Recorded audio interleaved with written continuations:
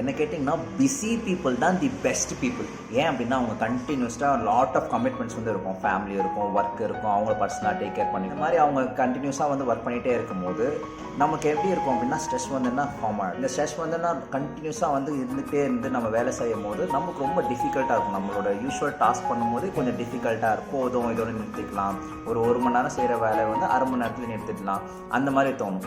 இப்போ work out வந்து நம்ம பண்ணுறோம், ஒரு 10 ரெப் நம்ம பண்ணோம் அப்படின்னா இன்றைக்கி 5 போதும், அந்த மாதிரி வந்து. அப்போ அந்த ஸ்ட்ரெஸ்ஸுன்றதை நம்ம ஹேண்டில் பண்ணுறதுக்கு நம்ம என்ன பண்ணணும்? ஸ்ட்ரெஸ்ஸுன்னு நான் ஒன்று சொல்லிட்டோங்களா, ஸ்ட்ரெஸ்ஸுன்றது எல்லாருக்குமே காமன் இந்த நாளில்.